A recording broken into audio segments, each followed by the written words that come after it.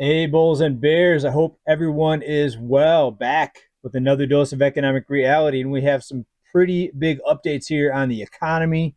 We're continuing to watch things unfold in the economy that a lot of the indicators point to some big turbulence ahead in the economy. We're going to look at housing today and a few other things. We're going to look at the stock market. We're going to look at the consumer savings.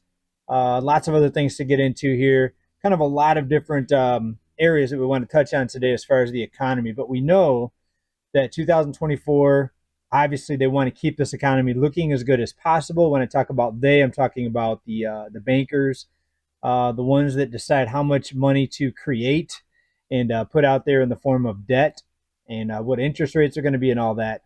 Also, what we're seeing here is a big slowdown in housing.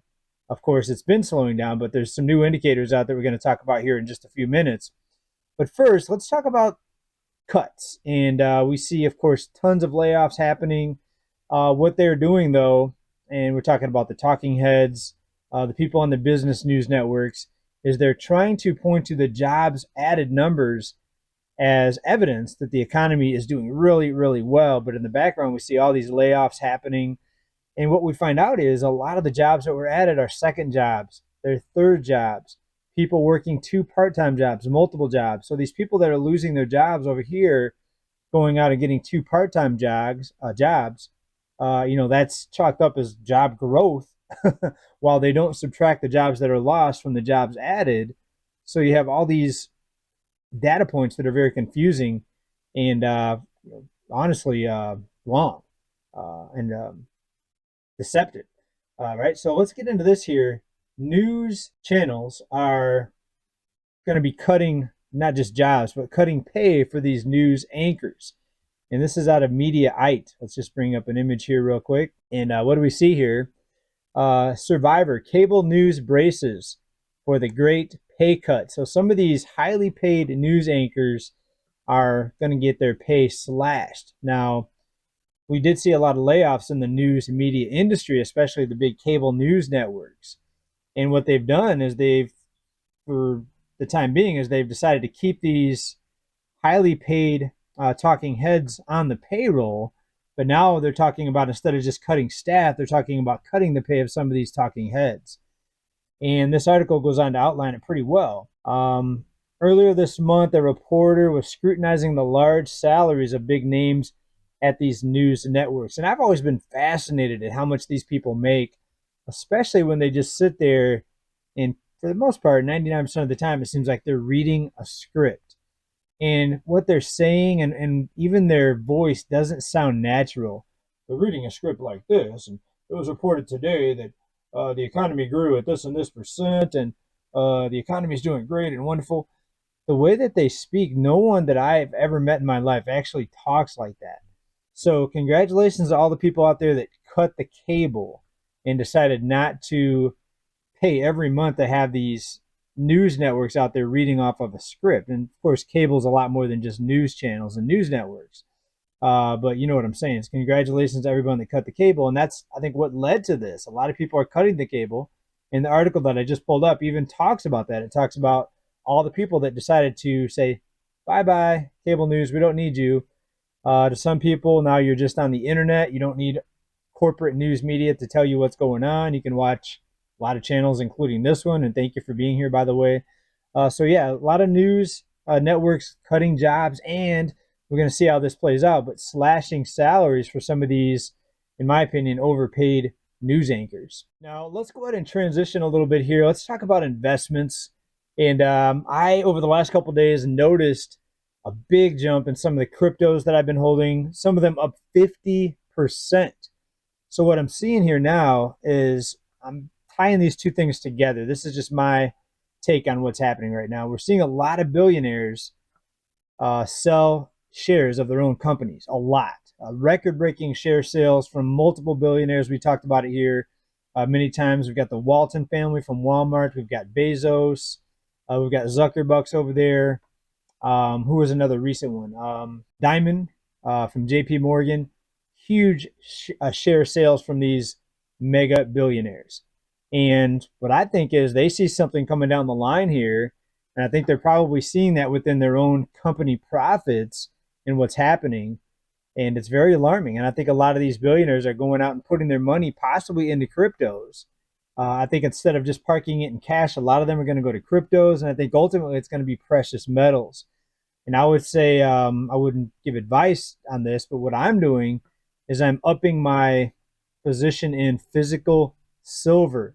And if I continue to see spiking cryptos, I'm going to take some off the table. I just took 10% off today, just 10% of my holdings because of a 50% spike. I'm going to take some profits. Nothing wrong with taking profits. And I'm going to convert a lot of that into hard assets, specifically physical silver, and more specifically 1 ounce coins in silver. So that's just my take on what's happening right now with the selling off of stocks by these billionaires, the spike in alternative assets, that big time spike. Some of them up. Look at Bitcoin now, up what, over 60 something thousand. I haven't looked at it lately, but big spikes. Anyway, my take on that. Let me know what you think about that down in comments. Well, let's get into the housing market. Such a big pillar in the economy is the housing market. And what do we see? As I said, 2024 is going to be a transitional year for housing, for the economy, not a crash, not a bubble going pop, unless the banking system completely implodes and the debt markets implode. But outside from that, not a crash, but some very eye-opening things are happening in the housing market. In fact, let me just bring up this article a little bit bigger here. U.S. housing market sees biggest home listing spike in nearly 3 years. New listing for home sales, for homes for sale combined about 13% increase year over year, and that's out of Redfin. And what did I say? I said we're going to start seeing home sellers get desperate as this pile of debt, a lot of it credit card debt at 20-something% interest rates, it's going to have its toll. Combine that with the outrageous cost of insurance and the cost of maintaining a home. Something has to give unless they go out and try to rescue all these homeowners again, like we saw in 2020. And was it just a few reports ago? We have FHA out there trying to make it easier for FHA borrowers, mortgage borrowers, to make their payments. And they have this program now to try to keep people in their homes. And maybe larger programs will be announced if this thing continues to deteriorate like it looks like it is. But for now, the biggest spike in nearly 3 years. So that's something very significant in the housing market. Also, when it comes to high home prices, one state in particular is seeing massive increase in home insurance, and that's Florida. And now we have a huge surge in people moving out of Florida. A lot of desperate sellers, or maybe motivated sellers would be the way to put it. But if you look at this article here, it's out of Newsweek, by the way, what they're pointing to, and this is out of a recent post here, social media post, real estate listings with the word motivated by state. Now, of course, you see California and Texas, the two biggest numbers here. It's because they're the two most populous states. Whoops, let me go back to that article here. But Florida, 4,900. I guess I'm not supposed to click that. We see a big spike, though, in Florida. People moving to Florida over the past few years. There was a surge in people moving to Florida because some of them wanted to leave some of the states that were already the high cost of living. Well, what happened in Florida is Florida became a high cost of living state because so many people moved there at once. So Florida prices, rising so much that people are now leaving Florida, in some cases coming back to California, some other states as well.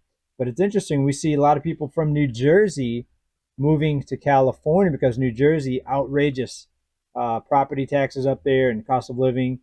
And I see a lot of New Jersey plates here personally in California. So we're seeing this migration of people from one state to another. And instead of California to Texas and California to Florida, now it's a lot, some of them coming back to California. So it's pretty interesting when you look at it. But pretty soon there's going to be nowhere to go because every place is going to be expensive. Unless we see, more continuing cost of living decreases in these areas. But overall, the increases are outweighing the decreases, right? So we're seeing some small decreases in home prices and car prices.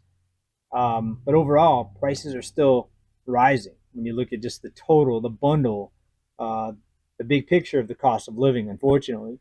Let's talk about the personal savings rate. Just came out here. Bring it up here for you. January numbers are out 3.8%, a slight increase from December, which was 3.7%. So we're still hovering near all-time lows in this savings rate. Of course, it dropped down in December because people spending on the holidays, but not much of an improvement. So if this doesn't get better anytime soon, expect more desperate home sellers to put their homes on the market. And not sure what else is going to save this economy, but we're seeing some big things happen here. Some big things start to play out and become very, very noticeable. All right, folks. Speaking of tapped out consumers, let's bring up a chart here out of Investopedia.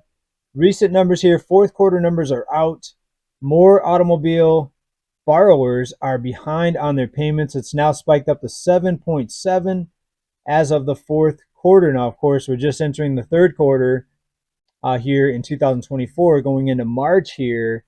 And I think we're going to see this continue to surge. But it's interesting if you look back, 7.7% delinquency rate. Now we're above where we were as we were entering the financial crisis. If you look at the chart here, 2006, we were at 7.7%, just where we're at now.